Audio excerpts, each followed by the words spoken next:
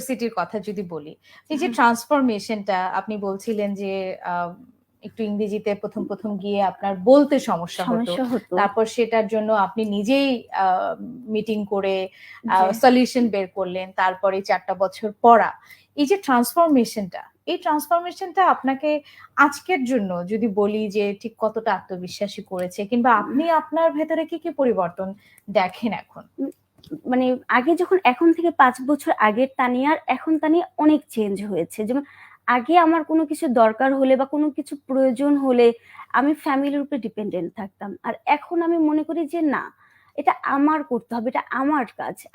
আমার নিজের সলিউশন বের করতে হবে। কিভাবে আমি কাজটা করলে সেটা সংশোধন আমি নিজেই পাবো। আমি আরেকজনের উপরে ইন্ডিপেন্ডেন্ট থাকার থেকে নিজের উপরে ইন্ডিপেন্ডেন্ট থাকাটা আমি মনে করি এটার চেয়ে আনন্দ আর কিছু হয় না। যে নিজের কাজ নিজেই ঠিকভাবে করতে পারতেছে। আর আমাদের ইউনিভার্সিটিটাকে অনেক আমাদের সাপোর্ট করে যে লিডার হওয়ার জন্য তুমি লিড করবা আরেকজনকে, তুমি নিজে একজন লিডার হবা। তো ওইটা আমার জন্য আরো বেশি সাকসেসের।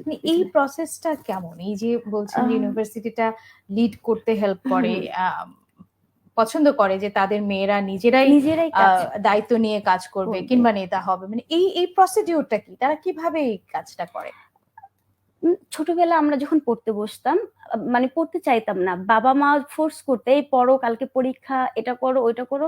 তা আমাদের ইউনিভার্সিটিতে এমন একটা পর্যায়ে আসছে আমরা যে তারা মানে এমন ভাবে জিনিসটা তৈরি করে যে আমরা নিজেরাই উৎসাহিত হই, না আমার তো এ প্লাস পাওয়া লাগবে। আর আমার জন্য তো এটা আরো বেশি প্রয়োজন ছিল, আমার স্কলারশিপ মেনটেন করা লাগবে, না তো আমার পড়াশোনা বন্ধ হয়ে যাবে। তো পরিবেশটাই পড়াশোনার জন্য খুবই মানে ওরা আমাদের হেল্প করে যে আমাদের কাছে নিজেরা যেন সব নিজেরাই করতে পারে। তার মানে এই যে আমরা পড়াশোনার সময় দেখি যে অ্যাসাইনমেন্ট দেবার একটা টেনশন থাকে, প্রজেক্ট সাবমিট করবার একটা ডেডলাইন থাকে, তারপর হচ্ছে টার্ম ফাইনাল থাকে, মিড টার্ম থাকে, নানা রকম এগুলো তো লেগেই আছে, ক্লাস টেস্ট আছে, প্রেজেন্টেশন আছে, সবকিছু মিলে তার মানে এই পুরো সময়টা এই যে প্রেশার, এই প্রেশার গুলো খুব একটা প্রেশার ফিল করেন না এরকম কিছু না, প্রেশার গুলোকেও কেমন করে ম্যানেজ করে নিতে হবে সেই শিক্ষাটাও ইউডব্লিউ দেয়। মানে যেহেতু আজকে আপনি আমাদের সঙ্গে আছেন, এটা আমার জানতেই ইচ্ছে করছে। না, এটা ওরা হচ্ছে কি, আমি যেমন ঢাকা থেকে ঢাকার বাইরে গিয়েছি, প্রথমত একটা হোম সিকনেস থাকে, তার উপর আবার এত বড় চাপ থাকে যেটা মানে আমাদের খুবই মানে মেন্টালি প্রবলেম হয়। তো আমাদের ইউনিভার্সিটি কিন্তু সাইকোলজিস্টের ডক্টরও থাকে। বিশেষ করে এক্সামের আগে আমরা যাই, তাদের সাথে কনসাল্ট করি, তারা আমাদেরকে অনেক হেল্প করে যে মেন্টাল যে স্ট্রেসটা থাকে সেটা থেকে বের হওয়ার জন্য।